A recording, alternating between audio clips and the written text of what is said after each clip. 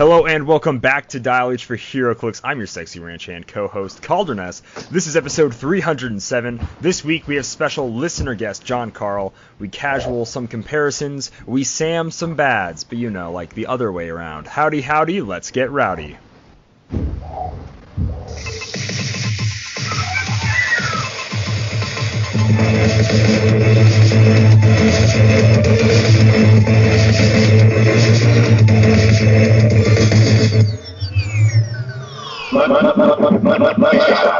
Dial H for Heroclix is brought to you by CoolStuffInc.com, where you can find cool stuff in stock every day, including all the latest Heroclix singles and sealed products. Make sure you check them out at CoolStuffInc.com. Use code DIAL5, DIAL5, for 5% off your order. Joining me in the studio, like always, is my nemesis, Simeon Bruce. What is going on, Simeon? Ooh, you know. Yeah, I've been out care. of the house in Anyways. 17 weeks. Also, I was on lockdown 17 before they told me to. Are you a hipster like that? Yeah, it was Lord before it knows was you cool. look like one. I mean, just painful. Social distancing before anyone asked me to. And the hair and just the overall terrible band shirts you wear. You really look like a hipster every time I see you. Well, you are what you eat, Calder. I'm not going to go into that anymore. Just I don't No, like the road no. that's headed. Joining us in the studio, like I said, listen to guest John Karl. How's it going, John? Good. How about you guys out there in the Midwest? Fantastic. The Midwest is mid in the West, and it's beautiful. Absolutely beautiful. It's beautiful for me here. It's like 60 and sunny today. Simeon, I don't know if it's still a frozen tundra for you or not. It's sweet that it snowed 2 days ago, and today was 70 degrees. Beautiful. So I love when it swings 50 degrees in either direction. It's just great. I mean, That's I love when I can get a sunburn while there's snow on the ground. Beautiful. That's great. I love it. All right. Well, since this is somehow, I have no idea how this happened. Failure. So many levels. John's first time on the show. I love this guy. This guy's great. Had hot dogs with this guy. Shout out to Origins not happening this year and Dirty Frank's Hot Dog Palace. Gonna miss it. Anyways, we're gonna start off with some listener questions. These are so you can get a good vibe of who John is as a person. I know he's awesome and amazing, but now you guys get to know that too. So go ahead and tell us real quick, how and when did you get into Heroclix? So I got into Heroclix with Supernova. My brother was playing the game, and I was playing Magic at the time, and he came to me and he's like, hey, we should play this game. And I was like, sure, I guess so. First booster, I pulled the Veteran Photon, and I played the heck out of that guy. Unfortunately, when Clix died, so did I, and my enthusiasm for the game, and I got back in around the Batman Alpha set, and, I mean, didn't know Primes existed until I pulled the super rare Batman Prime, the one that had the bat set attached to it, Cape Crusader, and I've been with it ever since. Right on. So you've been playing for a while. Yes, quite a while. Yeah. Nice. So speaking of the Batman, what kind of pieces are your favorites? What kind of combos do you like to play with? So I really like playing with OMAs. I prefer using Hulk. That was actually the first competitive event I went to. I took the movie Hulk, ran him at 200 points with Split Lip and the Book of the Skull. Maybe it was 250. I don't remember. I did bad that day. So, I mean, that's what I prefer running. But at the same time, Chris and Calder always came up with some really fun ideas on the hidden gems. So one of my favorites to run was Angela with Mantis. The Angela from Mighty Thor, Mantis from Guardians of the Galaxy, giving her the extra attacks and just running it on a Guardians theme team. Very nice.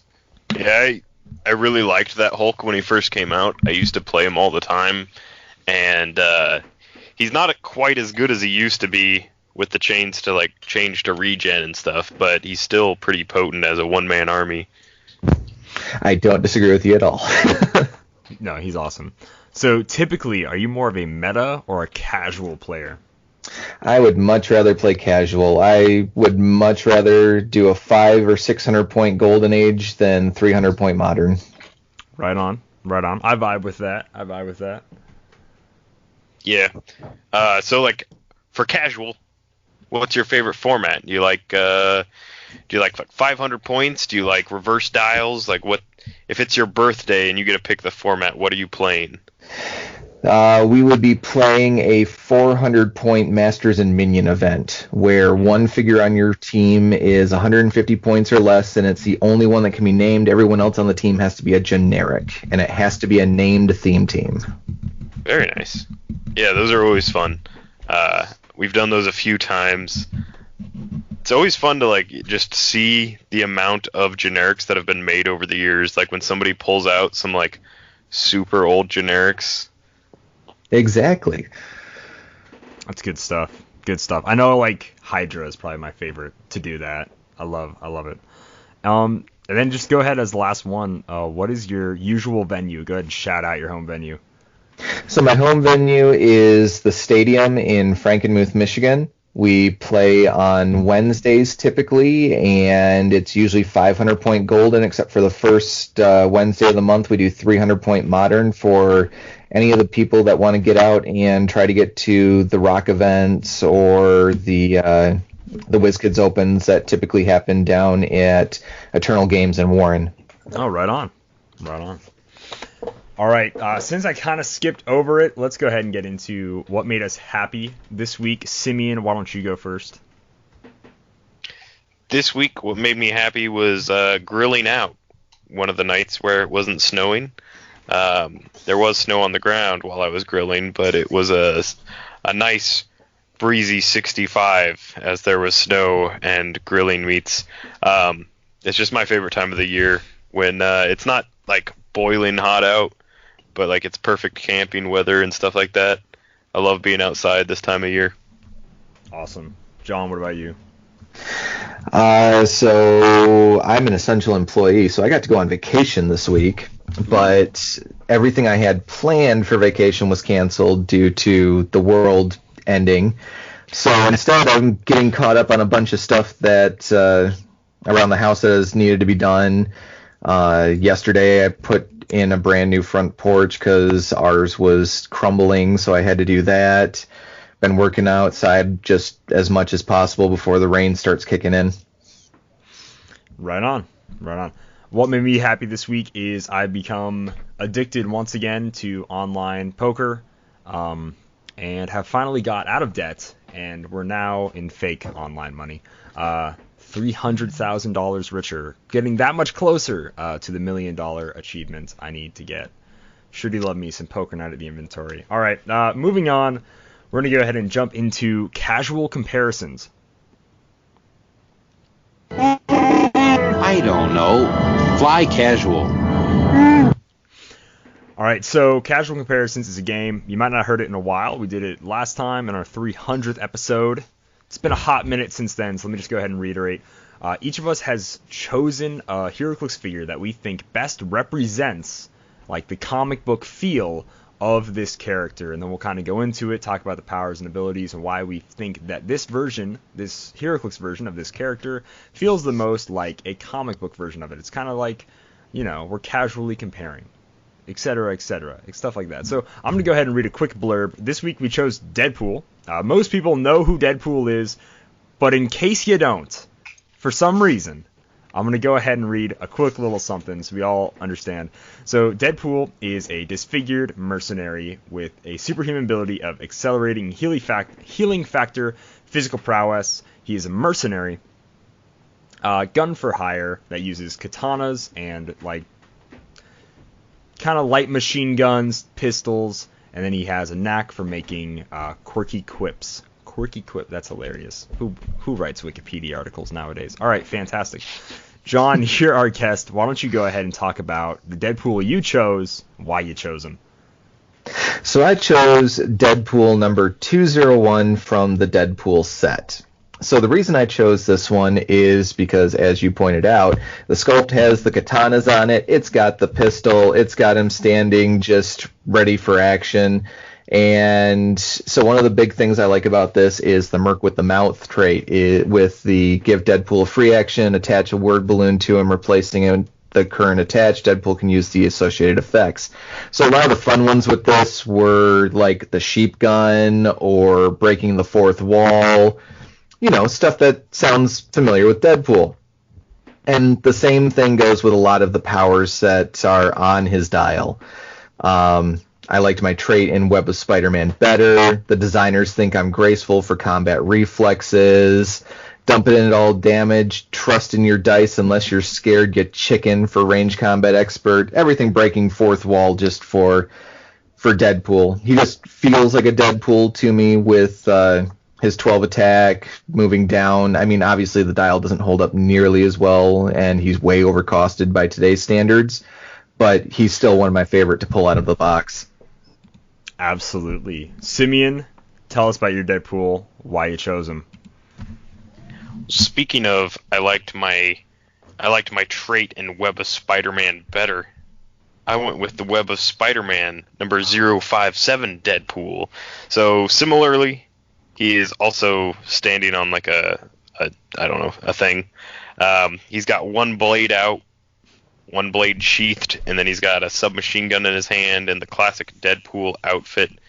This one comes in, he's got running shot that crosses over between phasing for the first half of his dial, so it goes running shot, phasing, and then his last two clicks he gets some flurry and some regen.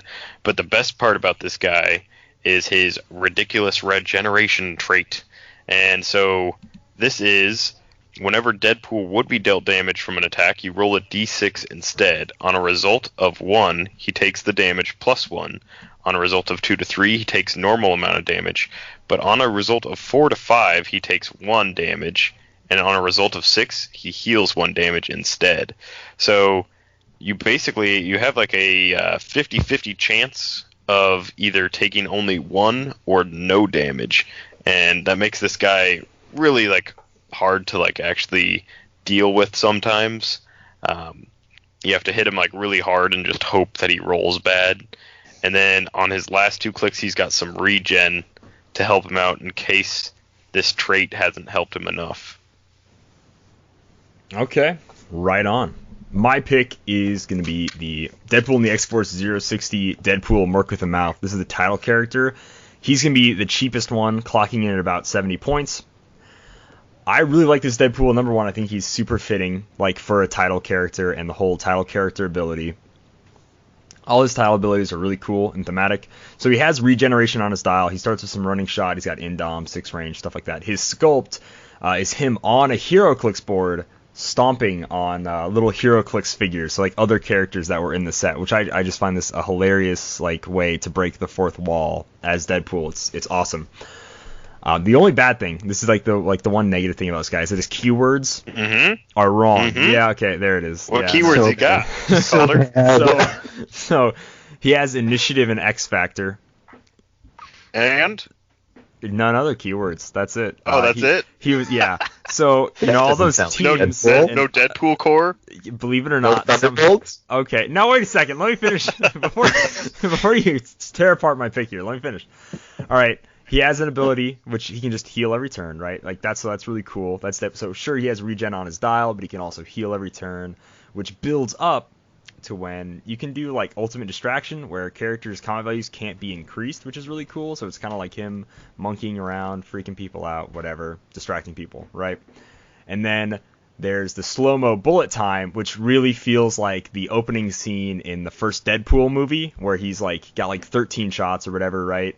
And he's got to take out everybody on the bridge. So he's counting down the bullets. So it's where he makes a really cool range combat attack against everybody within like 6 squares, and they're dealt 2 penetrating damage. And you can use prod for the attack. I love the slow-mo bullet time ability. It's really awesome.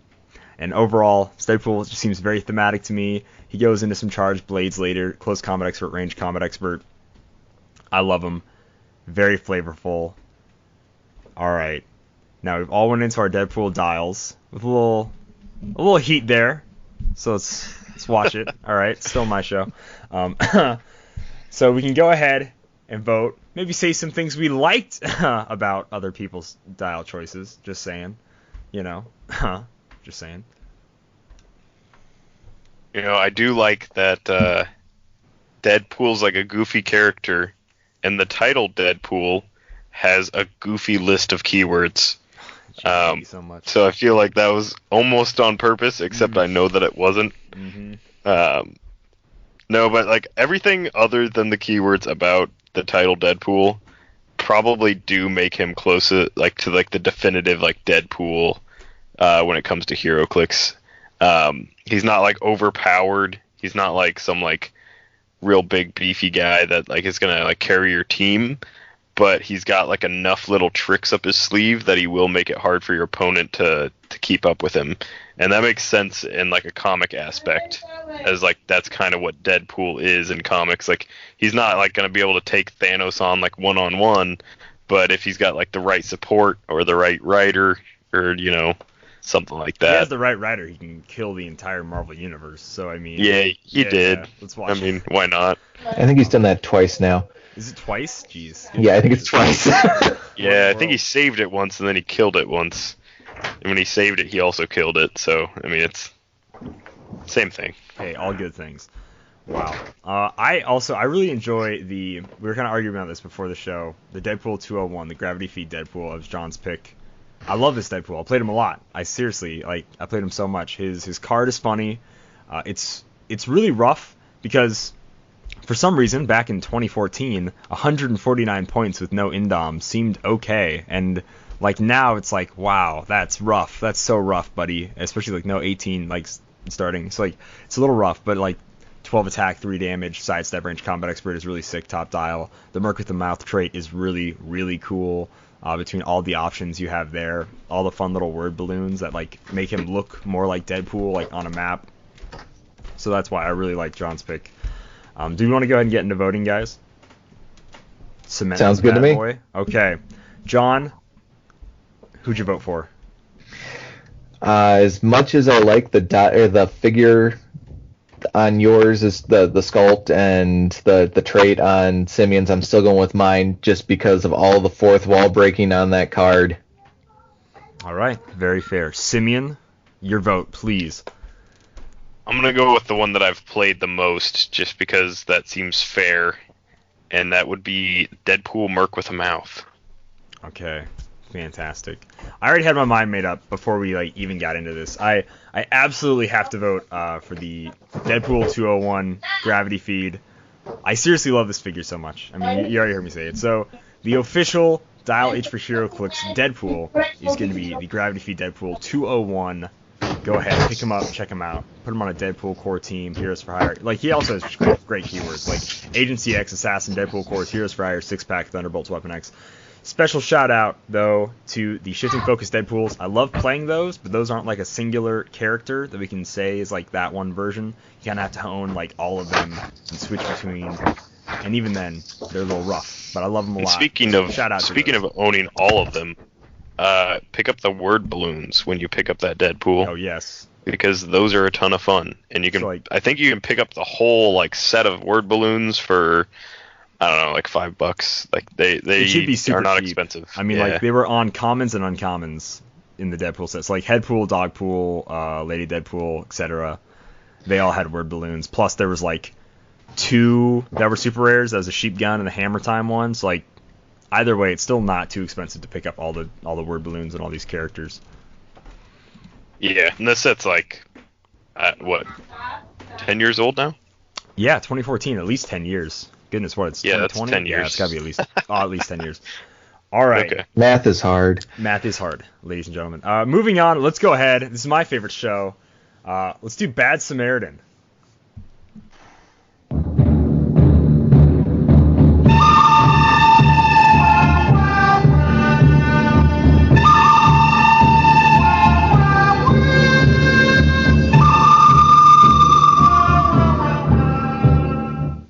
If you don't know what Bad Samaritan is, let me tell you really quick. I, Kalder, have chosen 3 figures and 1 tiebreaker figure, and we're going to go in 1 round at a time. I'm going to give you the figure. Simeon has a random number generator, which will give him clues.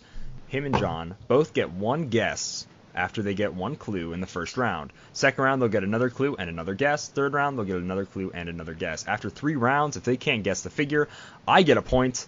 If they guess the figure at any point in time, Simeon will get a point or John will get a point. It's personal points. Even though they're kind of on a team, they score personally for themselves. Once I get a clue, if you want to pause the podcast, figure out, your own assumptions and guesses before they ruin it, like they so often do, you can go ahead and do that. Then press play, see if your guess was right, and we'll keep going from there. 3 figures, 3 rounds. What is the first clue, Simeon? First clue is going to be number 11. Ooh, number 11 is going to be name of trait. This character's name of trait is Noxious Gas.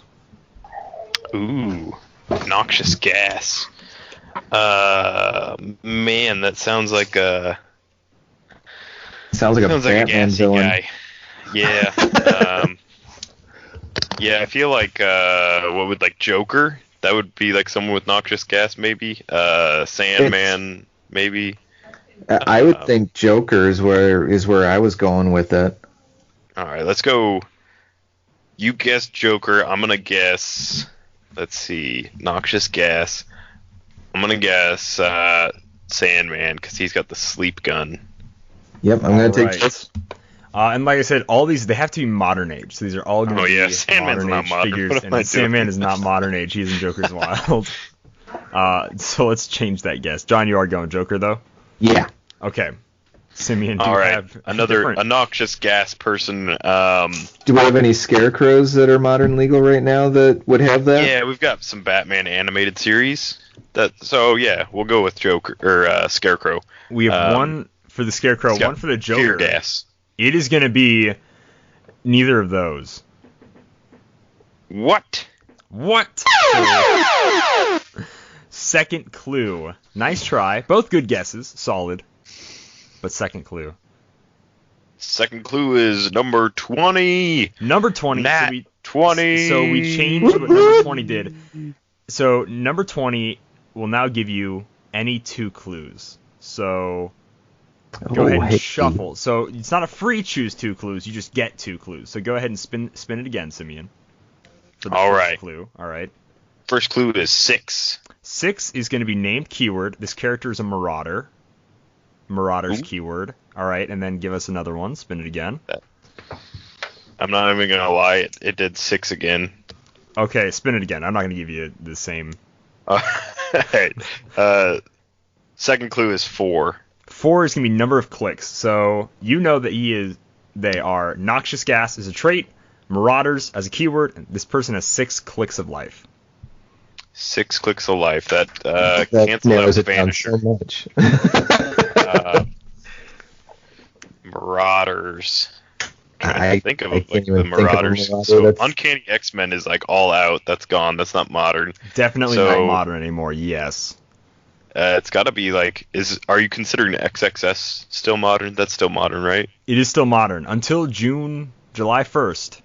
So Justice League Unlimited, Fantastic Four, Black Widow, not modern, have not been released yet. Same thing for the X-Men Deep Cuts, not modern, haven't technically been released yet, right? Then the rotation happens July 1st. So it's modern as we know it.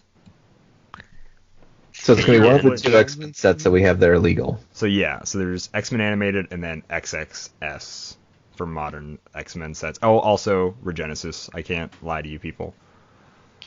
Trying to think of a modern... I don't need to help you anymore, though. A gassy modern guy in the X-Men set. Right. The animated set. I'm going to go with Mr. Sinister. Mr. Sinister... Man.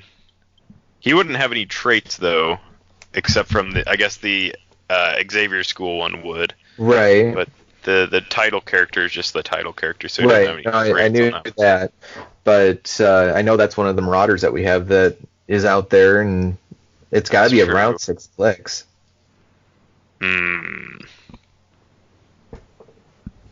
I want to say Storm, but I don't think she'd have any power that would be noxious gas. Not noxious gas. That's what I thought. Maybe. Yeah, she has plenty of smoke cloud kind of stuff, but Man. And I can't guess like Riptide or Vanisher because they're gone. Harpoon's gone. Right. All the sweet Marauders are gone. Man, I cannot think of one. I'll go with Toad, just because I'm having trouble with the Marauders. So are we going with Mr. Sinister and Toad? Yes, Is that right, sir. guys? It is going to be neither of those. Round 3. That's rough. Round 3, Three clue number clues. 1. Is it really number 1? Yes. So it is significant appearance, but I don't have this card in front of me because I am not where all of my Heroclix are. So why don't you do another clue? I'm very sorry. I totally forgot that was clue number 1. I feel like that would have just given it away, and you didn't want to give it away. Definitely. Okay. Well, let me see. So we'll go with clue number 3. No, I can Google it if you're gonna make me try to. But it's not gonna be what's on the card. All right. Number 3 is gonna be set. The set is gonna be Wolverine versus Cyclops, X-Men or Genesis. Oh. And Noxious gas. Yes. That's got to be Gambit. I was going to say the LE Gambit. Yeah, that's the only thing that has like an area of death kind of thing. Right. Is there anyone else that has anything even remotely close to that? Not that I can think of. That set was like pretty vanilla as far as X-Men go. I don't even think there were a lot of Marauders at all in that set. No, I think Gambit's the only one. All right. Unless double down on Gambit. Yep, sounds good. You can't. All right. So double you can't do Gambit. That. We're not allowed that. Oh. Yeah. Come on. Yeah. So this is not a democracy. It do be a dictatorship. So I'm gonna have y'all make 2 different independent choices.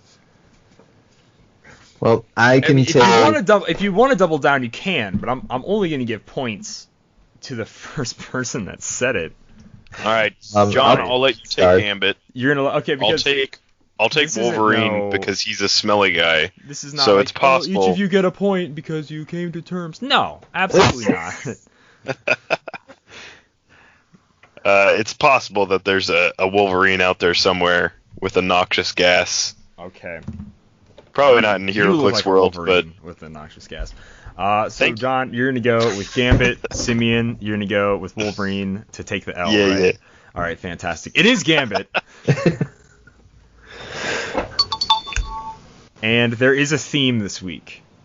Just keep that in mind, ladies and gentlemen. Keep it in mind. So we got the Horseman Gambit is our first clue to the theme. Or just death in general. That's true. Don't have to be a bummer about it. Jeez. Okay. Maybe Could that's be not what that I was have ridden going horses. for. All right, Simeon. This People is that blow figure number 2, round number 1. Give me a clue. First clue is number 7. Number 7 is going to be generic keyword. This character has a few, so I'm going to go with armor. Ooh, that narrows things down. There's a lot of armored guys around. Tony Stark is like the number 1, of course. That's who I would there's think a lot right of off other the ones. bat. Right.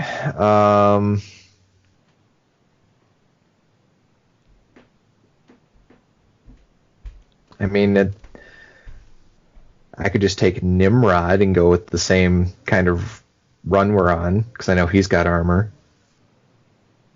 Nimrod has armor. Does he though? I'll throw Iron Man out there. All right, just in case. With Iron Man and Nimrod, it is going to be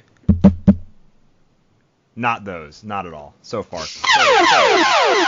so incredibly long it hurts. Clue number 2. I thought Kalder would go with his favorite character, Tony Stark. Yeah, who'd have thought that? The guy who's on the right side of the Civil War. All right, let's not get into that right now. All right, let's just.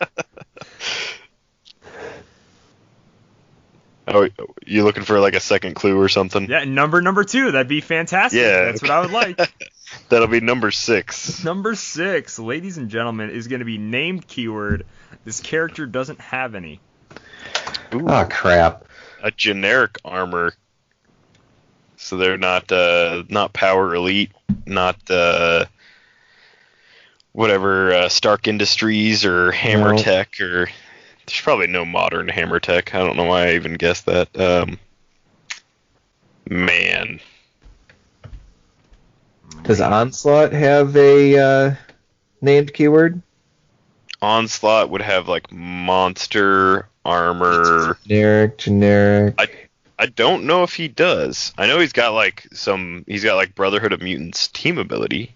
Right, I but I don't don't think think he he's has got the Brotherhood of keyword. Mutants. No, I don't think he's got the keyword. I think he's only got 3 keywords, and I think all 3 of them are generic. Yeah, it's very possible that he could be it. I'll go with Onslaught. Man. Okay, we have 1 vote for Onslaught. Locked in. An armor generic. With no named keyword.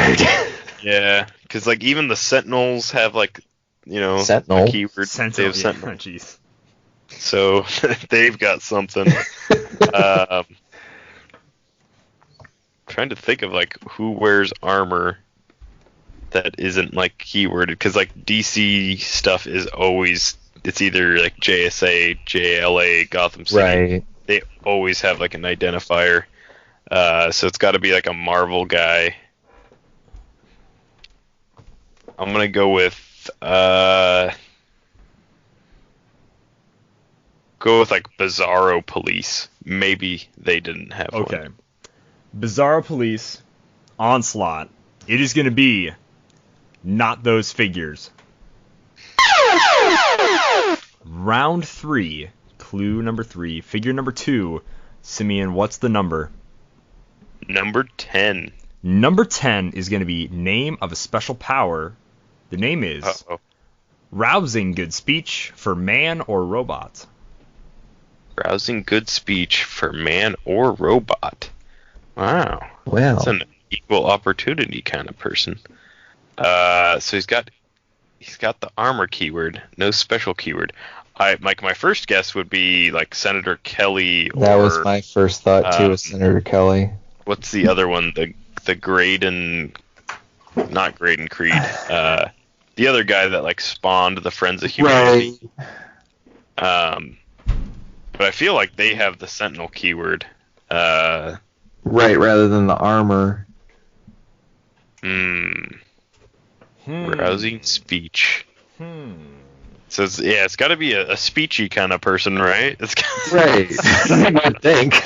This person can make verbal communication with their mouth. You're correct. They do have the Sweet. ability of speech. You are correct. That's not. That is a free Nimrod. clue. Got You're it. welcome. I'm gonna go. I don't know if Graydon Creed is the name of the guy from the Marvel set, or if he's one of the DC ones, because honestly, it's like a person I've never cared about. So I'm gonna say Graydon Creed, because I right. do not know. Graydon I don't Creed, either, so I'm just going to go with Locked Robert in. Kelly, Senator Kelly. Senator Kelly locked in. It is going to be neither of those. I get a point.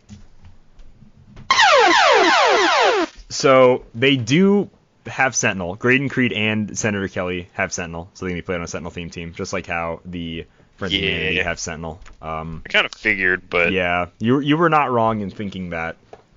But this figure is from Avengers Infinity 040 Golden Skull. ooh, Oh. okay.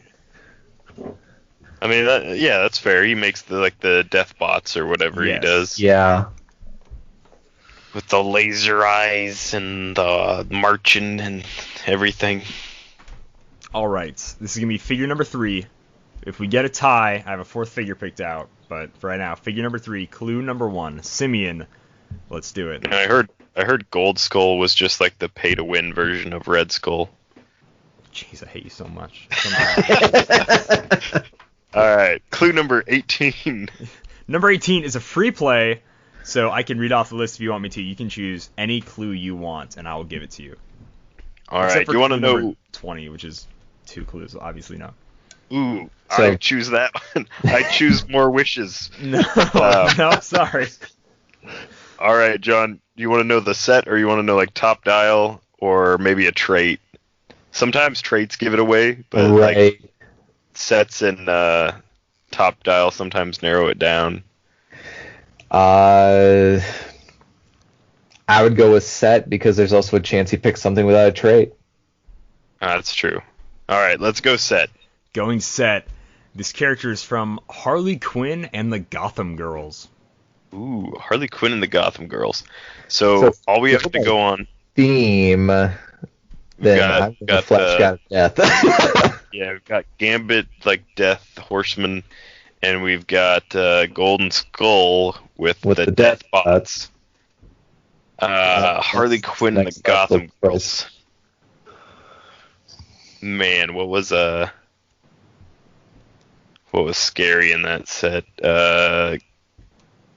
Lex Luthor, God of Apocalypse. There was also Harley with the Black Lantern. Oh, that's true. The red and black. Yep. Red and black Harley. Yeah, I'll just throw out Lex Luthor, God of Apocalypse for first clue. Because Lex Luthor, God of Apocalypse. I'm taking Flash God of Death. You're going Flash God of Death. It is going to be neither of those. Round 2. All right. Round 2, clue 2, number 6. This is big. Number 6 is going to be named keyword. This character has Justice Society. Ooh. Justice Society. Red Tornado. Or Red Tomato, as I like to call her. Because with the bucket on the head. Yeah. Western sky. All right. So there were several Justice Society members in Harley Quinn, right? Yeah, there were a couple. Yeah. There were a couple. We had Dr. Midnight. We had Sand, Red Tornado. I think, was in that one. Yeah, that was one of the super rares. Yeah. All right, I'm gonna go with let's see. I'm gonna go with Dr. Midnight. Going with Dr. Midnight? Okay. Simeon's going with Dr. Midnight. John, you're going with Sand. It is going to be John with the point. So it's Sand, ladies and gentlemen. Sand. Look at that. John, first time on the show, coming in, taking 2 points. What a guy. So I apparently made an accidental theme, like, without even trying. You guys were, like, so focused on death, like doom and gloom over here. Wow. All right. So, Golden Skull, Sand, and Gambit.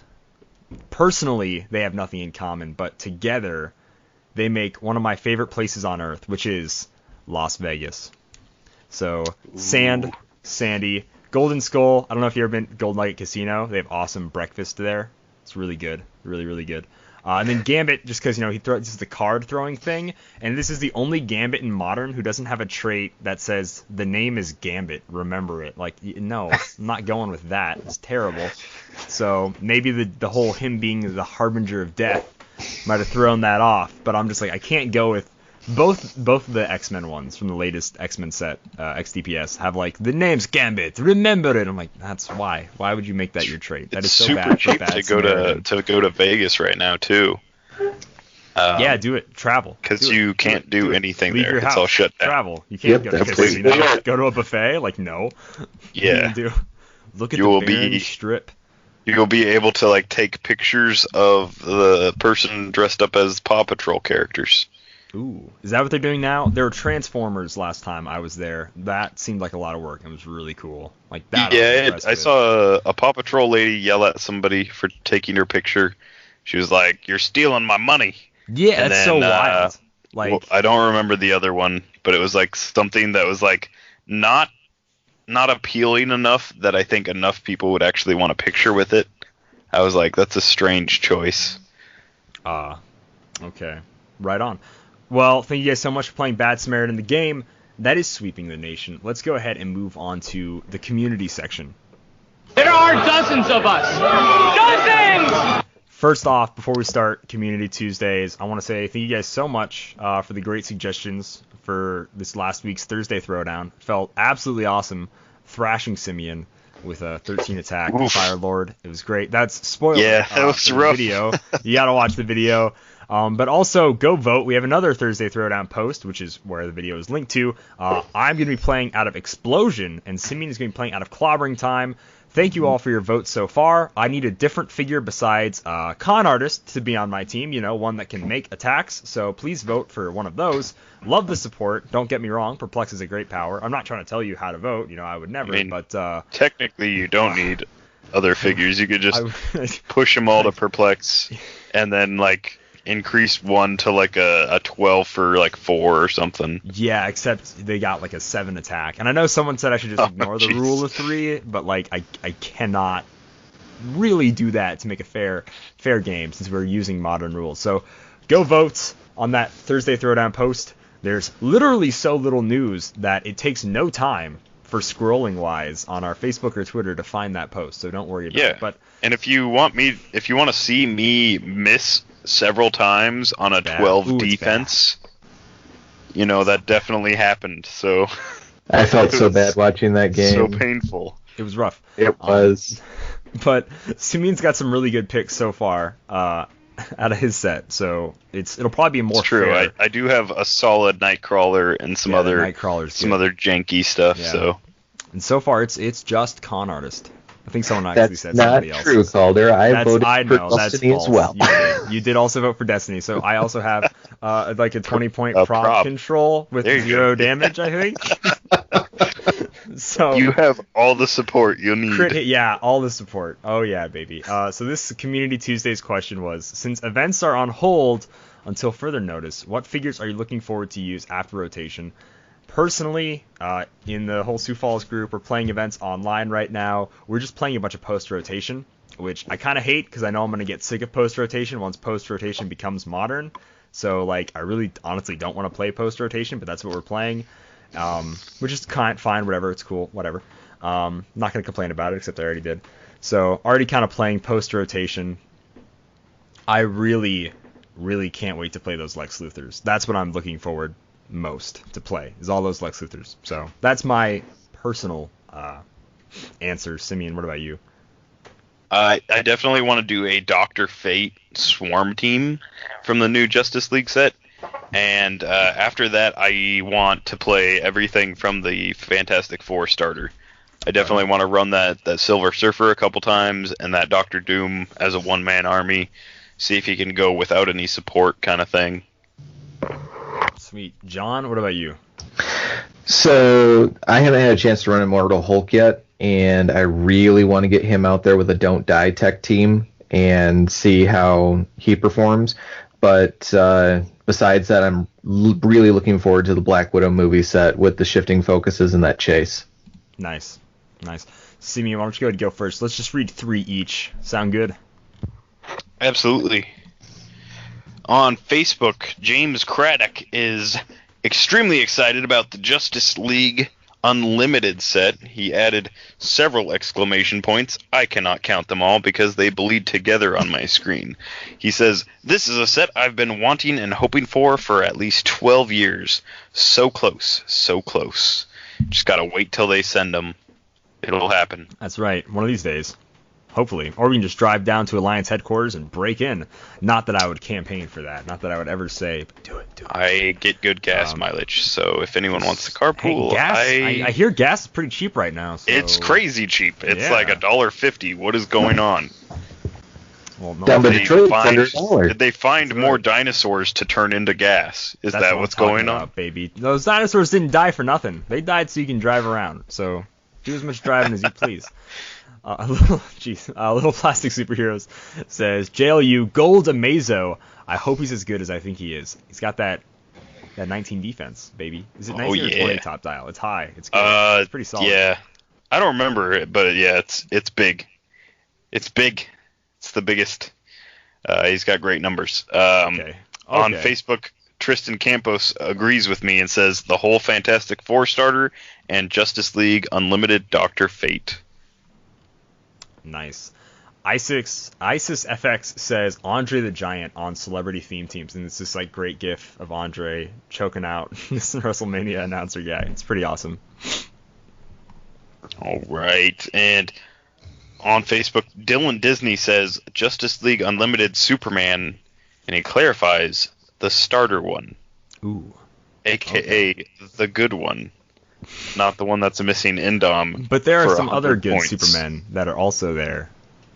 There's I a do couple like good the Supermans one in that the is set. missing Indom. I do quite prefer that Superman. It is my favorite. Do you? I have I one I will absolutely do. melt down and send to you in the form of a charred piece of plastic. I'm okay with that. That's what all Superman figures deserve to have happen to them. has is no be melt use. down. All Superman figures have no use, Simeon. Anyways, Ray W on Twitter says, looking forward to playing non-virtual figures, which I think is just a real good answer. What is that? Non-virtual figures, so like things in real life, physical manifestations of these superheroes we've known and loved. Are there still things outside of my house, Calder? What? Believe it or not, yes. The world doesn't just start and stop when you leave your door. Alright, I gotta call Elon Musk about this, and I'm pretty sure that we're in a simulation, and that things only render when I approach them. See, that's why you have to. Jeez, sounds like thinking like a Minecraft world where you ran too fast and it's like you ran past the rendering. Yeah, All right, sometimes I get to a door and I have to look at some hints and tips before I can get to the other side of the door. When I'm on a hike and this tree is like 2 slices of a tree and I've got to wait and I was like, there it is. Now the tree is round. There we go. All right, fantastic. Or I just keep Beautiful. turning around, but it turns with me, so it's always facing towards me. I'm like, interesting. Why is that, I wonder? Probably because the sprite isn't 3-dimensional. What a weird world we live in. That is the Community Tuesdays question. We mostly put that up every single Tuesday. We try. Give me a break. Tuesdays are busy. Why? I don't know. Just we forget about it. I'm being real with you here. I'm being real with you. All right. I closed Twitter, so we're going to do a little back and forth. So first, we're going to answer some listener questions, then we'll go ahead and jump into Jedi Legend. Let's go ahead and answer a Malcolm Rush question block. That's in Japan! Japan? No. I can't go to Japan. Malcolm Rush writes, I work at a daycare, and I'm making a theme playlist for an upcoming school year. For some reason, in Japan, it's April to March. Interesting, they only have school for 2 months. I love that. That's a joke. And I thought how funny some of these kids' songs would make great or weird entrance music for certain Heroclix characters. I remember that I asked you guys a while back to think of an entrance theme. Let me ask this again with a little bit of a twist. Please pick the worst, the wrong, funny, weird kind of type of entrance music theme for a Heroclix characters that are entering the game. Remember, try to be as off the wall as you can be. So number 1 is going to be a single character. Simeon, what is your weird entrance music for a single character? So I thought of a few. So from XXS, the character Dust, you could play the Queen song, Another One Bites the Dust. Ooh. That's, because the character's name's Dust. Is Dust. So when we get a hold of some Human Torches, the character's name's Dust. Jeez, oh my gosh, this guy. Eventually we'll have some Human Torches. Alicia Keys has a song that is The Girl Is on Fire. Wow. I don't know the name of it, but it's That Girl Is on Fire. And you could play that. My headphones. Ouch. Because that guy is on fire. All right. Sure, this whole Simeon. thing. Sure. Yeah. Sure. Did I have another one? Okay, oh of yeah, course you yeah. do. I had one more. Sorry, Calder. Yeah, no, it's so okay. Marrow / Orphan from the X-Men related titles. Yeah. Marrow is the one that pulls bones out of her body and uses them as weapons, and Orphan is a person that feels a lot. So he has to wear a special suit so he doesn't feel so much. And so for that one, I put Hurt by either Johnny Ooh. Cash or the original Smashing Pumpkins. That's actually pretty cool. I like that. Well, Johnny Cash more so, but yeah, I dig it. I also have 2. So my first choice is for Spider-Man, and I had the song Ode to a Superhero, which is by Weird Al Yankovic, which is a parody of Piano Man. Great song. If you haven't listened to it, check it out.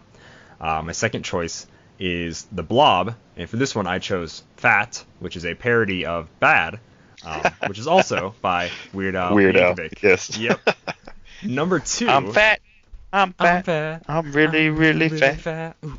All right. Number 2 is for John. Did you have any picks here for some theme song at all? Yeah, I've got two. right, one is family friendly, one is not. So Jubilee can always go with Katy Perry's Firework. That's good. And then that's the family friendly one. The non-family friendly one comes in with Juggernaut and Ludacris. Ooh. I get where you're going with that, for sure. I don't. I have no idea why Lude is being so Chris right now, but sure, absolutely. To be honest with you, if it's not country music, I'm not entirely sure what we're talking about. Number two is going to be I know what rap music is. It's some satire, but some people will message me, and I'm like, it's a joke. I know who Kanye West is. Jesus Walks, man. All right. Easy. Two is Team. Take it easy. And if it's easy, take it twice. Goodness gracious. So like Team, I kind of took this as like a keyword, like a team kind of whatever. So Simeon, what kind of team entrance music did you choose? All right. So I think like the simple one that I went with, the easy one, is for Thunderbolts. I went with Thunder by AC/DC. The like that whole one. For Suicide Squad, I went with I Wanna Die by Harley Poe. Because they're the Suicide Squad. That's funny. And then for Deadpool core, I did Fruit Salad by the Wiggles. Have you seen the Fruit Salad remix that someone made? It's pretty funny. No. Isn't it terrifying? It's terrifying. The original song's pretty terrifying. Fruit Salad. Yeah. Yummy, yummy. Yeah. So for my first team, I chose Alpha Flight. For that song, I chose Canadian Idiot, which is by Weird Al Yankovic. For my second team, this is specifically based off of kind of You Go Girl for the Ecstatics, who has the trait is I'm More Than Just a Mutant Bus. For that song, I chose Another One Rides the Bus by Weird Al Yankovic. Oh, God. I'm sensing a theme here. There may or may not be a theme. John, how about your team song? So I've only got one team, and it's Heroes for Hire, and that totally seems like something that would be We Are the Champions for those guys. Fantastic. I can do it. We are the champs. Wait. So you do know there's also a superhero team that is called the Champions. Yeah, I was about to. Okay. Here's Fire. Nobody reads that book, though. Fantastic. Yeah, it's kind of bad. To be honest with you, I like the old Champions more, but I can't say that because these new ones are cool, funny little quirky characters you're supposed to like. I don't like them. I don't like young Cyclops either. I don't like this Champions book. Anyways, Simeon. The last one is going to be, this is kind of odd. This was probably the hardest one, but it's shifting focus. So you have to choose one that kind of fits for a shifting focus. So, yeah, for shifting focus, I picked, my first one was Black Widow, and I did the Witchy Woman. It's like, I don't know who sings it, but it's on the radio. It's like, Witchy Woman, see her. I don't know, something like that. And then Sounds close. Superman was a shifting focus character. And there's a song by Our Lady Peace called Superman is Dead. So that'll do it. I picked that one. That's awesome. My favorite one. So I went ahead and so this is shifting focus Deadpool. More specifically, this is the rare that is shrinks and he's small. The name, he has a power which is kind of called spreading the virus. For that one, I chose Virus Alert, which is by Weird Al Yankovic. Very fun song. Virus Alert. Da-na-na-na-na-na. Al-buquerque. Yeah, well, no, that's not a choice. Sorry, Simeon. Oh, okay. He doesn't have a trait that's about Albuquerque. No, he doesn't have a trait that says Albuquerque. Okay. And then for shifting focus, Captain America, I went with the Hamilton Polka, which is by Weird Al Yankovic. But Hamilton is just a very American revolutionary musical, and then this is a polka version of it. This is the most patriotic Weird Al Yankovic I could find, like the best song I could. So that one is for Captain America. Go ahead, John, with your shifting focus song pick. The only one I could think of was Elektra and My Immortal. I really couldn't think of anything else. There you go. Yeah. It's solid. That's solid though. She's died and come back. Exactly, multiple times. I mean, that's like specifically one of her shifting focus ones too. So that works. That works exactly. Well. All right, and thus ends this Malcolm Rush question block. I want to give a shout out to The Saga Begins and Trapped in a Drive-Thru. I really wanted to try to use those with figures, but honestly could not figure out at all how to use those songs with a figure, and was very bummed. Same thing with Amish Paradise. There are no Amish superheroes that I could find. You know, we do spend most of our lives living in an Amish paradise. Yes, we do. Churn butter once or twice. You know. Thank you. Walking through the valley where we harvest our grains. Yep. All right. Can't help it. I'm white and nerdy. Yes, you are. Yes, you are. Oh my gosh. Does your cat have a MySpace account? Is that correct? Do you get freaky with a roll of bubble wrap? Are all your sandwiches covered in mayonnaise? Are you a pro at Minesweeper and you could play for days? Anyways, I love Rocky Road. We got to. I wanted to use Rocky Road too, and I was like, I guess the thing with Rocky Why Road, is so much of his stuff like food based? That's what I want. There's a lot. Oddly enough, there's a lot. So much food based. I didn't realize there's a good amount. Anyways, weird. Anyway, yeah. Let's just get past it. Let's go ahead and do Jedi Legends Heroclix tip of the week. We don't get past it. We're never gonna get past it. You don't want to sell me death sticks. I don't want to sell you death sticks. You want to go home and rethink your life. I want to go home and rethink my life. Heroclix tip of the week: double power actions. It's worth noting powers like Indom and Willpower, quote unquote, absorb any potential pushing damage when you use a double power action. So by that means, if you use it on a turn with no action tokens, Indom Willpower will absolutely take care of the second token. Yeah, it's great. Double power action, don't have to push. I'm free, I'm ready. And he's got, I think he's going with the word absorb here with his GIF. He's got like a very Adventure Time looking lady getting like something absorbed. Very interesting. Very cool. Very cool. Another thing to note is like unavoidable damage. For the most part, there's a few characters that like bypass this rule, but for the most part, unavoidable damage is just gone, except for pushing. So if you have willpower and somebody incaps you, and then somebody incaps you again, and you would take a third action, that is no longer unavoidable damage, that is penetrating damage. So yes, a lot of invincible gets by incapped now, and it didn't used to. So. Aw, yeah, baby. All right, so let's go ahead and move on. This is our last listener question. This is what I'm really excited to talk about. It's by Ben Jones. Excuse me. Sorry. Ahem.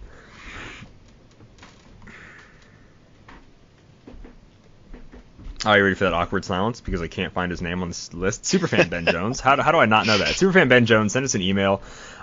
So I try to check the email as much as I can. I sometimes don't check the junk folder. You know, I have like 3 or 4 emails. I already spent too much time looking at my emails. I don't really check the junk in all of them, but I try to. For some reason, Ben, your email went to the junk, and I found it like a day like right after, but sometimes I don't check that for a very long time, and it auto empties after 30 days. If you shoot us an email, just send us a message, like for anyone that shoots us an email, like, hey, I shot you an email, because also sometimes I don't believe us, Ben, your email was not junk. And it wasn't. It was good. I quite enjoyed this email. So he says, hi, Calder. Maybe to Google, but not to us. Yeah, apparently. That's Gmail's fault. Let's chalk it up to their doings. He says, thanks for the great content while not much is happening. I enjoy what you guys are producing. I'm like, well, thank you. Thank you so much. We also appreciate that. Very humble we are. He says he's enjoyed Thread Dead Redemption segment and found it interesting how others create figs. So he was thinking, boom, open booster. The idea is to create a booster with 5 hero clicks of your choice. What clicks would you remake, make better, or make a specific appearance? The booster is going to be made up of 1 Marvel clicks, new or remade, 1 DC clicks, 1 other property clicks. So that's like he said comic property later, like specifically comic properties like Image, Dark Horse, etc. Number 4 is going to be wrestling clicks, so WWE or AEW, Impact, stuff like that, TNA, whatever, right? WWF, old stuff. And then number 5 is going to be video game hero clicks. So clicks of a video game character. John, you don't have to go. We each made a special power and a little bit about the dial, but you can just say like choices that you would make for your Marvel, DC, etc. hero clicks figures. Since we really didn't give you any time to prepare, that's on us. So his booster, he wants the High Evolutionary, significant appearance, Avengers Annual number 17 for his Marvel pick. He's like, he needs to be a powerhouse Click as he goes up against Hulk and Hercules in this comic. And you can pull some good flavor text from the story. IG, the cage of omnium steel, I might have said that wrong, will hold you, which could be like incapacitate. That would start with him with some support powers, incapacitate, have a stop Click, then he goes into powerhouse. Simeon, who was your Marvel Heroclix choice to be in your booster?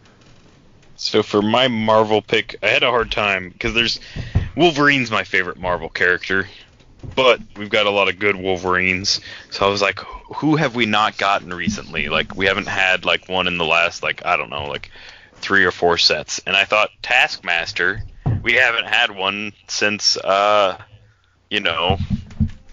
America. And then Black Widow, and then Widow. The one before that, Avengers, and then, Illuminati. Yeah, so instead of that, I went with Jonathan Hickman's Doom. So this is not the God Emperor Doom who makes Battle World and like Secret Wars, all that. This is slightly before that.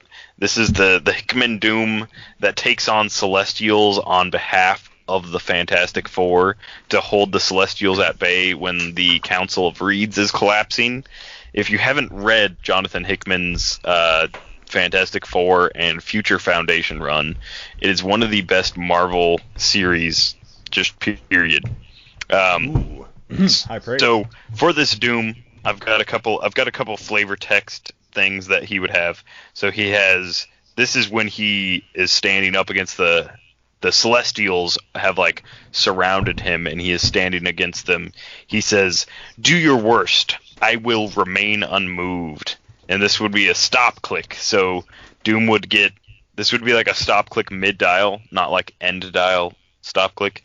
So mid dial, he'd get Power Cosmic, and then for the rest of the game, he takes maximum of 1 damage. So he's remaining unmoved, basically, is what I'm putting here. He's like holding 2 Infinity Gauntlets from like 2 separate universes, and they don't work as well like outside of their like main universe, and he's kind of in like an in-between zone when he's like holding both of them. So he's like double powered with 2 Infinity Gauntlets, and he's taking on the Celestials, and he's just standing there being pretty cool. Another one is on the second day, Doom separated the light from the dark one, and one was called Science and the other was called Magic. So this is when Doom is recreating the world, and it's on the second day he creates a science and magic that like are combined, and that is the rule of the universe in the new universe that he's created. And so this power would give Doom the Mystic Team ability and some like Outwit, Prob, and Perplex. So like Mystics for the whole magic thing, and then Outwit, Prob, Perplex for the science part. And then on the 7th day, Doom realized a mistake had been made. He had created the world in his own image. And so this would be his last Click, which would be when this Click is revealed, Doom loses all powers, keywords, team abilities, and traits, and you deal all opposing characters 2 unavoidable damage. So this is kind of Doom that would be like a 300 point like one-man army kind of thing, because he like stood up to the Celestials, so like he needs to be a powerhouse. He'd probably start off with like Endom and like Running Shot, Psychic Blast, and like Impervious kind of thing. It's Doom kind of at the height of his power, not like the true like God Emperor like height of his power, but this is Doom at like the height of his power before they really jumped the shark with him. And he goes on to recreate a specific universe like with his like all of his intentions and his specifics in mind. And it only goes awry when he like realizes that when he creates it in his image, it turns on him. So like all the people and all the creatures in that created universe turn on him because that's what he would do. So like his own fault. It's kind of like a cool moment, but yeah. Right on. My Marvel choice, this is still like a figure that is a huge glaring omission ever since I got in the game. Like the fact that he isn't a figure that exists makes me just hate WizKids that much more. It is Fear Itself, Captain America. This is specifically the one, this is such a big moment, and probably my favorite moment of Captain America, any comic ever, is when it's just him, right? The Avengers are all beaten up, whatever. They're flying to Asgard to go get all the stuff that makes them the mighty, right? All those cool little gadgets that Tony built. And like Thor is getting on his armor fighting the serpent, but what's Captain America doing? He is on the ground with, the people, just like normal everyday folks, and he says, I'm putting together a militia. You can stand and fight, or you can leave your guns, because hell is coming, and I'm gonna see what makes you afraid. And like he looks at like the sky when you like Cole Borson is like riding in, right? He's like, I'm gonna see what makes you afraid, you son of a. But I can't say that on the show. So I love that Captain America. It's got such good energy. So he just has all these like hunting rifles and shotguns, and he's holding off. He's like, boom, he's shooting warbots out of the skies, and he's like shooting all the Asgardian trolls and basically all these like little fodder people. And like he is the line. He says Avengers hold the line a bunch. He says one to a random like bystander who we see a few times in the show. He says we're all Avengers now. So he would have a trait, which is every character that shares a generic keyword with him during forced construction gains the Avengers keyword. I know people kind of hate at giving people the Avengers keyword, but that line when he says we're all Avengers now is just so awesome. I just love the way it sounds. And like, because everybody else that was there is like, we're setting up shop, whatever, gonna defend our town. Everybody else ran away once they saw it, except for this guy. And it shows heart in the American people, and I love it so much. So he's got to have a trait like that. He needs a trait called Avengers Hold the Line, which would just basically, or this could be a special speed power too, give him like sidestep, force blast, and defend. Captain America and adjacent friendly characters can't be knocked back or moved or placed from their current square. So like, it's wherever he is stuck there. In the comic, it cuts to him like later, and you just see he's standing on top of a pile of like dead Asgardian trolls, warbots, stuff like that. He's not moved. He's there, and he's racking up a count. It's awesome. Obviously, the biggest thing, and the only thing people really care about, I honestly like the thing where he just picks up guns. I think that's way cooler, because he picks up the hammer enough, goodness gracious. So he'd have like a 2099 style dial where it's like a 100-point line, and then you pay like 160 or something. And so like at the end of like 6 or 7 clicks, it'll be a stop click, and that's where he gets like Avengers Assemble when he finally picks up Thor's hammer. Or actually, I'd call it like I knew it, because that's what he says when the hammer drops and Thor dies. He says, I knew it. I knew this was going to happen. So it'd basically be an Avenger like 2099 style stop click, but also like with an Undertaker style. So it's like once he picks it up, everybody like gets pushed away. It was kind of like the deal that I wanted to happen. This is like a Captain America who I've like made several times in the Dial Creator, and I love it. He'd probably have like range combat expert, stuff like that. I really love this version of Captain America. Fear Itself is my all-time like favorite Marvel event for just how well they write Captain America in it, and it still bothers me to this day that he doesn't exist. So that would be my Marvel pick. I like Fear Itself because they didn't jump the shark. It was like an event that was like manageable. Like when you rewrite the universe or you erase all of humanity, like people have questions. Mm-hmm. Fear Itself, it was like some wiggity stuff happened, but like, the world wasn't like reshaped. Right. Yeah, it wasn't totally turned upside down. Like there's a small part in it where it's like the news is kind of like people are scared, blah blah blah, like kind of, so it has like what normal people are doing in midst of what all the superheroes are doing, which is cool. So John, did you have like a Marvel pick that would be in your booster? You don't have to go crazy in depth, but just like a Marvel character that you would want. So the Marvel character I would pick, I'm a huge Hulk fan, and one of the things we usually don't get about Hulk is villains specifically associated with him. So Abomination would be my pick on that one. Right on. We've only had 7 Abominations in Heroclix to this day, and none of them have done him justice. Basically, he's just supposed to be a bigger version of Hulk. I haven't had one in quite a while. Yeah, it's been a long time. When is the last Abomination even? Like, Incredible Hulk was the last time we had one. Set? Wow. 3. Yeah. Wow. Jeez. The second one was DC. Ben Jones's pick was Buana Beast. No idea who this guy was until I read it. What? He says, I think everyone wants that as Calder. Sorry, I cannot stress this enough. I do not care about DC. All right. Sorry. I think everyone wants this guy to be Clix. That is also a joke. All right, jeez, people. I think everybody wants this to be Clix. The main point is he's got this trait. I watched these videos. I'm not gonna lie. I was slightly disturbed at Beast's quote-unquote powers, if you want to call them that. They're freaky at best. Roll a d6, make an animal bystander as indicated on the card. Combine 2 different animal bystanders created by Beast within 3 squares. Create a new bystander. The new bystander has powers of both the animals and the highest combat values of each. That makes sense. The animals are d6. Spider. Spider's not an animal, but okay. Pelican. 3 warthog. 4 horse. 5 shark. 6 pelican again. I think he meant to say someone else besides a pelican. But lion. The spider horse. Yeah, lion. The spider. He combined the lion with a couple things, I think. Yeah. Okay. The spider horse he made in this little clip he sent me is the stuff of my nightmares. Is very creepy. I did not enjoy it. He also. This second little clip he sent me was he turned Batman himself into some weird chimera, which was like lion, eagle, lizard thing. So like he also did that on a human being without Batman's consent, from what I could tell from this 2-minute clip. So that would freak me out. So it's like this Batman. What are those, like a griffin, but not like a griffin thing. Like it was so weird, very weird. Beast. Body of a lion, head of an eagle, wings of an eagle, tail of a snake. I don't know. But costume of a Batman, very freaky to look at. He seemed cool, and he seemed like a neat guy. Sure, let's have him be made. Why not? I got no standards anymore. Simeon, what was your DC? What was your DC pick? I mean, after Beast, I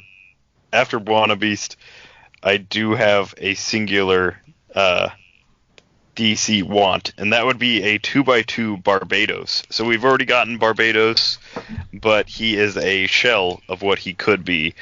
We got a single base giant Barbados, and what he truly should be is a 2x2 with like a really long crazy dial, lots of like pensai and like, you know, crazy like outwit and stuff like that. But the main thing would be like his bring forth your nightmares kind of trait, where as a free action you could pop out a bystander with one of the starting lines from the Dark Knights. So you would use like the starting lines of the chases that from Rebirth. So, you know, whether it's Red Death or Murder Machine or, you know, any of those, it would be a bystander of them with like their top dial, just their top dial, and then his corresponding like point value would depend on how many he could pop out, like max. So if you played him at like 600 points, he could make 600, or if you played him at 600 points, he could make like 6 of them. If you played him at 300 points, he could make 3, you know, et cetera, et cetera. So if you only played him at 100 points, you could only make 1 of the bystanders. But I basically just want a Barbados that actually, like, you know, stacks up to the Barbados that was in the comics. Because the one that we got was not bad. It was just underwhelming, to say the least. Like, he's quite small. A big, like, monster. Yeah. Okay. Yeah. Right on. My DC pick, it had to be this guy. There's literally no way it couldn't be. I chose Yellow Lantern Guy Gardner. In his very first comic run that he had, Guy Gardner had a yellow ring. The way he did that was Sinestro was dead in comics at the time. He hired Lobo to help him track down Sinestro's ring. They flew all the way to the planet of Cord, beat up a ton of the Cordians, found out that Sinestro was actually on Oa, went all the way back to Oa, found Sinestro's grave.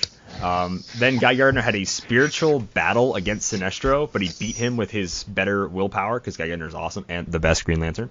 And then he took Sinestro's ring, and that was like the ring he was using in comics at all times. It was great because when he was fired from being Green Lantern, now he had a Sinestro ring. Well, no Green Lantern can touch him because they all still had the weakness to yellow, which is really cool. So this Guy Gardner would basically have Sinestro's ring, Guy Gardner's will.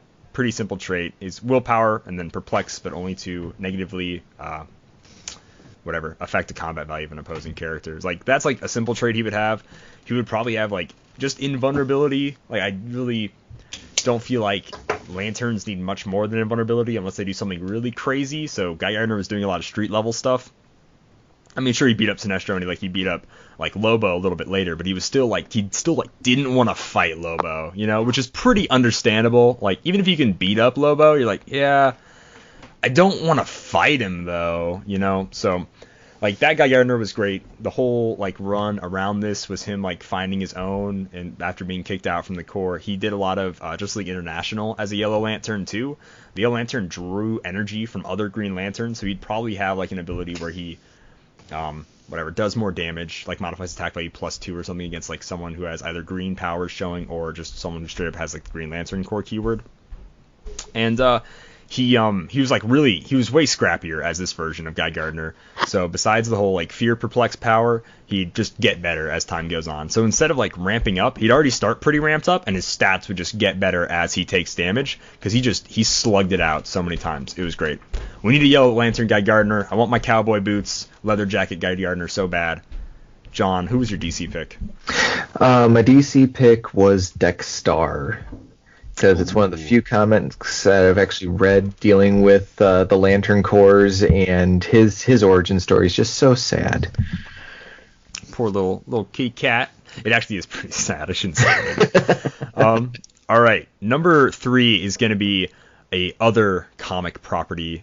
Ben Jones here went with Savage Dragon from Image Comics. He said it's going to be a beat stick piece, charge, super strength, toughness, combat reflexes, some range, the PD team ability, good consistent values, a regen trait that allows him to heal every turn, maybe something like Living Legend, with the chance of coming back as Emperor Kerr. I'm going to be honest with you guys, I don't read any comics besides Marvel and DC that aren't Archie. To be like, it's going to make me look lame, sure, whatever. Archie comics are good. I read a lot of like the Mega Man ones. Those are like, besides that and like the Army of Darkness comics, I don't own any other comic property besides Marvel and DC. And like, oh man, like I said, Mega Man and Ash from like Army of Darkness, those aren't really comic book characters. So it was really hard for me to like choose this one. So Simeon, why don't you go into your pick first? All right, I had several choices that just didn't really like. After I like thought about it, didn't really fit into Clix format. But what I landed on was the Will from the Saga series. So the Will is the name of a like interstellar bounty hunter. They're all named like the Will, the whatever. Like they all have like names similar to that. So this guy, he's got a trait that's a quote from him. It's not a sword, it's a lance. So at one point there's like some bodyguards or like some not bodyguards, some like rough and tumble types that are trying to keep him out of like some place, and they're like blocking his way, and they're like, nice sword, and he's like, it's not a sword, it's a lance. And the hilt of what looks like kind of like a rapier shoots out like, I don't know, 12 feet, and it's just like this really long lance thing that he can like whip, and it's like made out of metal. I don't know. It's a crazy thing. So for that weapon, I gave him basically blades and exploit weakness, but with a range value of 6. I thought that was like fair. He doesn't really use it on like super long. It's not like super accurate, but he does manage to like pinpoint like several people. He hits like one guy like straight in the forehead with it, and it's also something that he can use at close.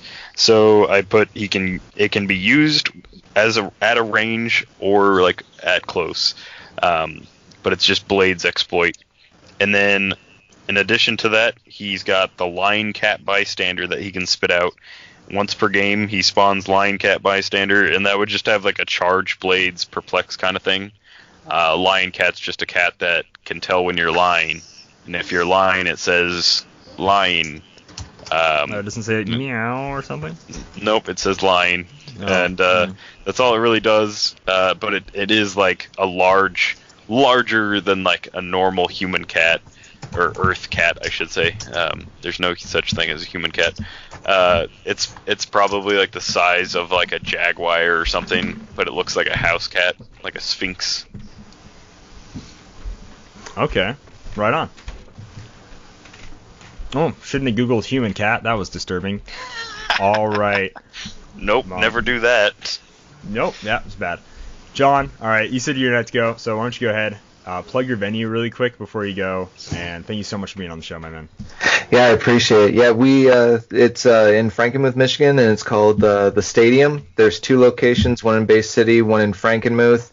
Like I said, we play every Wednesday. We've got a event coming up this coming Saturday, which is going to be an online event, and we're using legacy boosters for the event. I've got 2 spots still open for that. Can anyone play in that? Anybody can play in that. I've got 2 spots open. We're going to ship the pieces out. It's a $10 entry, and everything goes to the venue. I bought the boosters specifically for this, and I'm donating them to the venue so that because of everything going on, just to support them. First place is going to get one of the new Fantastic Four starter sets, and second and third place will get a booster in addition to the pieces and a April LE once we get those. And then I've only got spots for 6 because I only have 12 boosters. So everybody else is just going to get a LE. So we've got 4 people signed up right now. I'm just looking for 2 more so that we can, support the venue. All right. That's awesome. Thank you so much for joining us, my man. You have a great day. Thanks. You guys too. Bye. See you, man. All right. So my pick, first of all, very cool. Don't know what a saga is. Sounds like a really bad comic cover that's like really creepy and way too inappropriate, so I didn't ever pick up the book because I was scared. So yeah, interesting. Very cool. I'm gonna go ahead. So I don't read any physical comics besides Marvel or DC. I know, whatever, shame on me. But in trying to figure out who I would ever possibly choose for this, I remembered about an online comic that I absolutely loved. So for a very long time, this is like before webtoons or like whatever, those kind of apps. This was just like normal internet browser online comics. And this is one of my all-time favorite comic book characters. And I was like almost like I felt ashamed when I forgot this person existed just because it had been so long since I read one of those comics. But Dr. McNinja is going to be my pick for other comic property. Oh my God. Do you remember Dr. McNinja? Yeah, like early 2000s. Early what was it, 2000s. like Velociraptor Nurse or something like that? I don't remember. I remember there was a Velociraptor. Was Judy, and she was a gorilla. His sidekick, Gordito, the 12-year-old with a full handlebar mustache, rode a Velociraptor. That's what you're thinking of, I assume. Yes. So Dr. McNinja is this great comic. He is this Jewish-Irish ninja who is also a doctor. And it's if you ever had the chance, which, by the way, it's online for free, drmninja.com. You can scroll all the way up top, page by page. If you read it, go ahead and hold your mouse in one spot for a little while and wait for something to pop up. If you leave your mouse blank on a page, a little funny message will pop up. It's really cool. Dr. Ninja is awesome. He fights Dracula. He fights, vampires, dinosaurs, all sorts of stuff. Giant lumberjacks. It's so cool. Dr. Ninja is freaking awesome. He fights King Radical, who's this king of a radical land. He fights Ronald McDonald, who is, pretty easy joke off of Ronald McDonald. I love Dr. Ninja.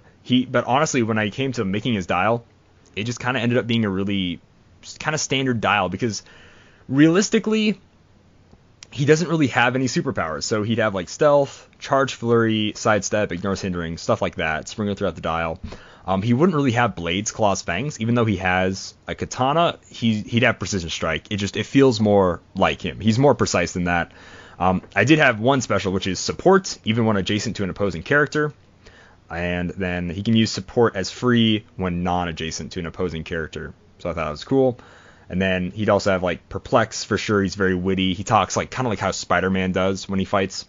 And then the one trait he would absolutely have is weird enemies, which is choose a generic keyword or a damage symbol. Modify attack value +1 when only attacking characters with that keyword or damage symbol. So it's kind of like he fights pirates, and every time he kills a pirate, they give him a birthday present. Like, that's something that happens in the show. He fights vampires, like monsters. He fights dinosaurs, animals, stuff like that. He fights, giants, like I said, lumberjacks. So he'd modify attack value against that. So I just felt like that was kind of fun. Like, what is it this week? Sort of like kind of power.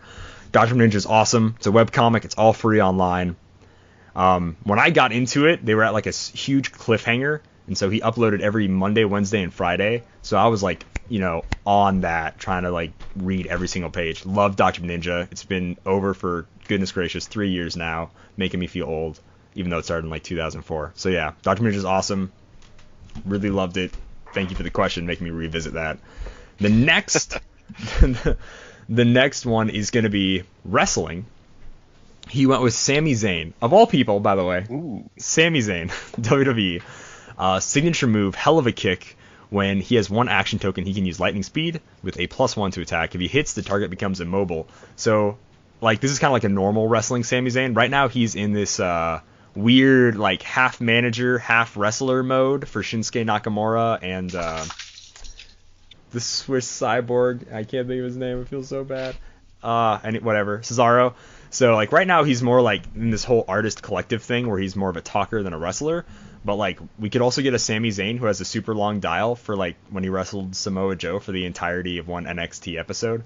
So, like, Sami Zayn's great. So it's really cool that he chose to go with Sami Zayn. Simeon, who is your wrestling pick? Well, I had to do a lot of soul searching for this Calder to dig deep to try and figure out what kind of wrestler the people want. And that is Orange Cassidy. Oh, okay. So, Orange Cassidy, if you don't know, I think he's AEW now. He used to just be indie wrestling, like different scenes. But I'm pretty sure he's signed on to AEW. So he'd have, like, freshly squeezed Orange Cassidy is a thing. If you don't know who Orange Cassidy is and you are at all interested in wrestling, you just have to watch a video because otherwise you will not understand what he brings to the community. But he's not flashy. He's a simple man, simple tastes. He likes to have his sunglasses on. He likes to have his hands in his pockets. So he'd have a trait, freshly squeezed, perplex, but can modify a single opponent's values down by 2, or he can modify the same combat value by -1 on all opposing characters within 6 squares and line of fire. Because if Orange Cassidy is anything, it's very perplexing. He is a very perplexing person. He is. And then I give him a stop click, which is you should have let him keep the shades on, and that is on his stop click he gets combat reflexes and super senses, but on a 3 through 6, and then he also gets flurry, but with 3 attacks. On a 3 through 6, you really think? I mean, like it changes the whole course of how the match goes, but man, 3 through. All right, keep going. Well, this would be like his like last click, so it'd be like a stop click, and then he's definitely got like some pep in his step at this point. Absolutely, He's not taking anything lightly. He's dodging your punches. He's his flurry of kicks is more than just like some light taps at this point. Also, like maybe a Chris Benoit dial that can just there it is. There it is. Shifting focus with any Wolverine because he's the rabid Wolverine, so he should be able to do that. Maybe when he KOs, you KO 2 of your friendly characters and you swap him in for a Wolverine. That'd be. See, when you said Orange Cassidy, I was like, good, relieved. Orange Cassidy's hilarious. That's what we went with instead of that pick. But here we are. All right, my pick is going to be Bobby Roode. Love Bobby Roode. Great guy. Specifically, he'd have a trait. By the way, he's like 45. Like, he's a lot older than I thought he was, and he's in astounding shape. Insane. He would have a trait called Glorious Domination. When Bobby Roode uses Grand Entrance, after actions resolve, give each opposing character within 5 squares an action token. Pretty simple. His theme song is dope, so it deserves to like really feel, it packs some punch. I don't know if you ever listen to Bobby Roode's theme song. I freaking love it. I love Glorious Domination. It's a great theme song. It's good. And then I also like straight up, his Glorious Bomb would probably just be a slam. Glorious DDT. It's probably gonna be like his signature, which I do like stun, modify attack value +1, something like that. And then instead of their -1 from stun, it'd be -2, something like that, like something really cool, So I think Glorious DDT would be a great signature move for Bobby Roode there. He was my main pick, just because we're already going to be getting his thing sometime. So I'm like, share some love to Bobby Roode. Next up is going to be mustache or like full beard.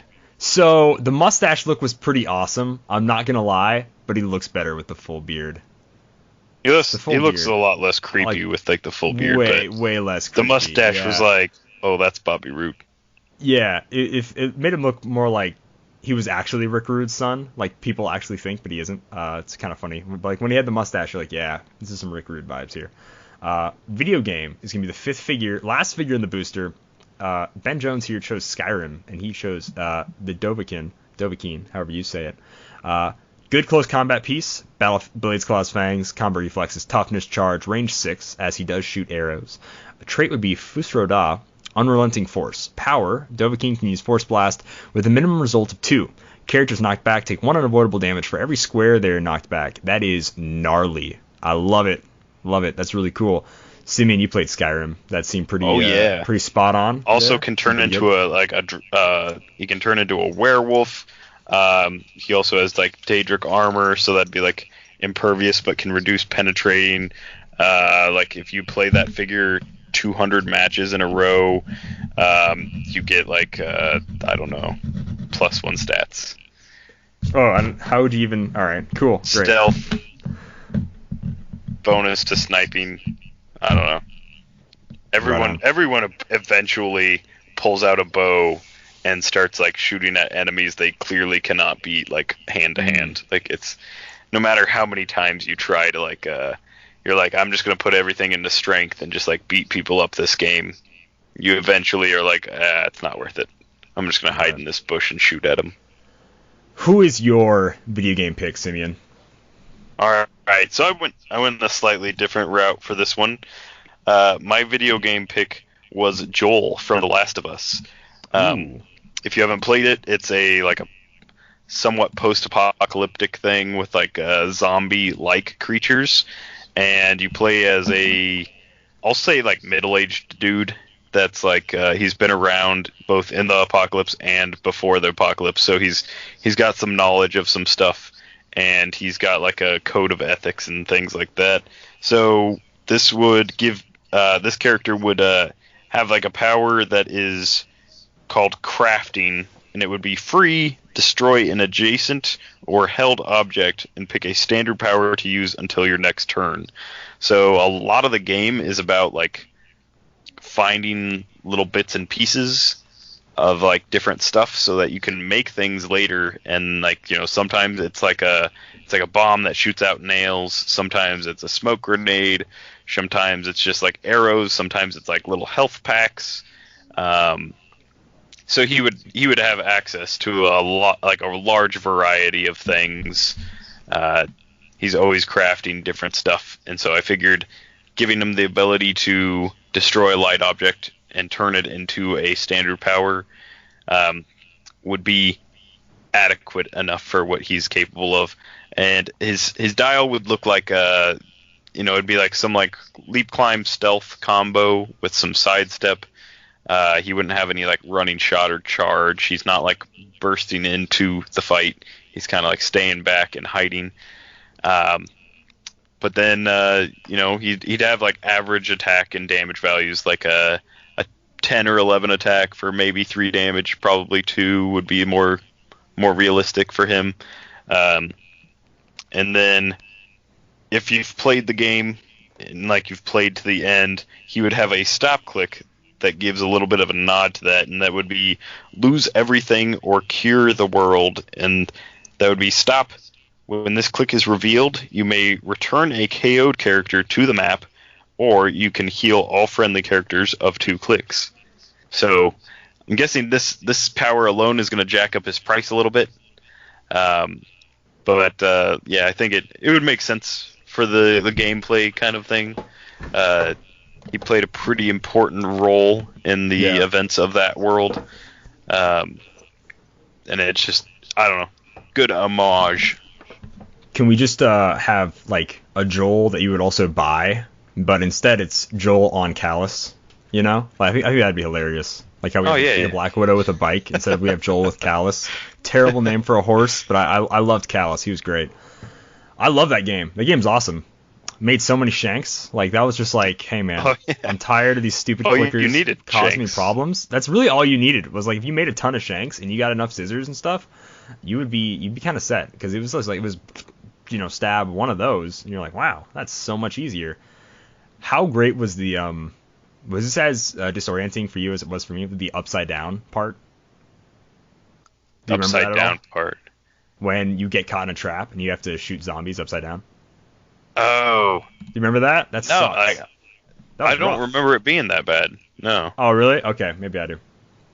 Maybe my game was on higher difficulty. I don't know. It's very possible. No. I played a lot of that game as like the online like multiplayer mode. I like played a lot on there, and it's a completely different game online. Oh, it's totally different, but it's not bad. It's like interesting, yeah. Well, it's like you have to share resources and stuff. It's fun. Yeah, I like it. It's like, what if I crafted really quickly, yeah, or where I died trying, like every time. Yeah. So I went with, this might come as a surprise to no one, but the character I decided to make a video game of was the Doomslayer. I know, very shocking. So from Doom Eternal, Warrior, Brute, Soldier keywords for sure. I was trying to think of like what powers he should have, because he should be a one-man army, right? Like, he should be like 300, 400 points, but he's a single base figure, and he should feel like a one-man army. So he's got to have ways. The Doomslayer's never supposed to stop. You're never supposed to stop moving. You're never supposed to stop attacking. You have all these resources. You have all these weapons. The only thing you should ever like worry about is kind of your ammo, stuff like that. Which items are free to use, which ones are, replenishing right now. That's kind of what your Doomslayer's main thing. So he's got to have like a bunch of invincible. He's got to have 11 clicks for sure. Like, there's just no way. He's still a single base figure, but he's got to have a max amount of clicks he can possibly have. He's going to start the game with 8 ammo tokens. And then once per turn, you can remove one to choose Pen Blast, Precision Strike, RCE, or half range damage +3, and then you place yourself adjacent to the target. That is kind of how the super shotgun works. I know it's like you can choose RCE or you can half range +3. I know those are kind of similar, but like that's just the best way to make it show how insane the super shotgun is. He's got to have a 13 attack, 5 or 6 damage top dial, by the way. 19 defense, no question about it. Special speed power has got to be something like Keep Moving or Too Angry to Die, or no. It's got to be called Will Send Unto Them Only You, which would be Sidestep, Charge, Running Shot. Just for sure, absolutely has to be that. Another trait is going to be Frag Grenade, Ice Bomb, or Flame Belch. Once per turn, Doomslayer can use In-Cap or Energy Explosion with half range is free. So you choose In-Cap or Energy Explosion, you half your range, you can use it as a free action. That's kind of how it feels when you use the Frag Grenade or the Flame Belch. You just kind of throw it out there, whatever, or the Ice Bomb, I guess. His attack, it has to be for his whole dial, because it's pretty crucial. It's called the Chainsaw. Blades, Claws, Fangs, but you roll 2d6. You don't choose one, you just get a roll 2. If Doomslayer kills a character by this use of Blades, Claws, Fangs, heal him 2 clicks, and give him 4 ammo tokens. So it's pretty huge, and I kind of am meshing this with the Glory Kill ability, which is when you kill someone with a close combat attack. The Doomslayer prefers to stay at range. The only reason he uses the Chainsaw is when he runs out of ammo. So you're going to want to give him ammo back, so you're going to have to use the Chainsaw, which is why he also needs to have Charge as his speed power. His damage power is Keep Shooting, which is probability control, but only to target yourself, the Doomslayer. After resolutions, remove an ammo token. So it's prob that makes sense. He's not necessarily missing an attack, but he's shooting enough times that it's going to hit. So his probability control will remove an ammo token. His choosing whether or not he wants Range Combat Expert, Penetrating Psycho Blast, whatever, will remove an ammo token. So you're going to be eating up ammo tokens. You might want to start maybe with more than 8, but every time you use the Chainsaw, you do get 4 ammo tokens, which is going to help you out. Then I figured somewhere in his dial, he's going to need to use the BFG. I can't leave that out of here. So double power action, Pulse Wave, choose a direct path, target all opposing characters in and adjacent to that path. The damage dealt to each character is Doomslayer's printed, which is probably going to be like a 5 or 6, like nuts, Pulse Wave. I need the BFG to seem like a map clearing, insane, whatever. It's still only going to do like 3 squares, right? But it's that whole row and column, that entire direct path. It's got to feel like it's just going to slaughter people. So I really wanted the Doomslayer. Big friendly gun, right? The big friendly gun. That's exactly right, Simeon. Wow, gives him you hit the nail on the head. A big hug big ol' hug, warmth, and doom. Oh, and then of course the Doomslayer's gonna have colossal stamina, just because never stop, absolutely. So I had to go all in with that one. Love the Doomslayer, love playing it. It's great. So that was our boosters. So really quick, just by saying the name, Simeon, who is in your booster? What is your 5-figure booster? So in my booster, we've got from Marvel, we've got Doom from Jonathan Hickman's run. From DC, we've got a 2x2 Barbados. So somehow this booster has a 2x2. Yeah. From Indie set, we've got The Will from Saga. That's an Image comic. We've got Orange Cassidy from WWE, and we've got Joel from The Last of Us. Right on. My booster is from Marvel, Fear Itself, Captain America. From DC, the Yellow Lantern, Guy Gardner. From a independent or indie comic, it's going to be Dr. McNinja. From WWE, it's going to be Bobby Roode. And from video game stuff, it is going to be the Doomslayer. And that brings a close to our show, ladies and gentlemen. So thank you so much, Ben Jones. We had a great time answering these questions. We had to be really creative. It was really fun. Absolutely loved it. Really enjoyed it. And we loved the answers that you sent us. So if you want to send us questions and fun stuff like this, like how Ben did, you can go ahead and send it to us at dialhforheroclix@gmail.com. Make sure you check us out at facebook.com/dialhforheroclix. We're on Twitter at dialhforheroclix. So the 4 is going to be the number 4. And yeah, you can find us also on iTunes, Podbean, and YouTube, wherever podcasts are found. Our YouTube is youtube.com/dialhforheroclix, all spelled out. If you want to vote for the Thursday Throwdown, that is on our Facebook and Twitter. Go ahead and vote for those. Tell us what figures you want to use. If you don't know what figures are in Explosion, and what was your set? Critical Mass, something else? Yeah, sure. Clobbering Time? Like Yeah, Clobbering Time. So Explosion and Clobbering Time versus Explosion. Go to HC Realms, go to the unit section, slide that little gray bar all the way over to the right. That's going to be the easiest way to do it in the beginning. So once we get kind of in the middle, it's going to be a little bit harder. But anyways, go ahead, look through those sets. Tell us what figures you want to see played. We're going to upload that on... we're going to definitely film it on Thursday, and we're going to try to upload it on Thursday, if not Friday. So yeah, check out the Thursday Throwdown. Let us know if you like it. Let us know if there's any segments you guys want to have on. Let us know if there's any guests you want to have on the podcast. All that fun stuff. Keeping it groovy. We just love having the show. We love making the show, doing it for you guys. So absolutely. Simeon, is there anything you want to say before you read us out of here?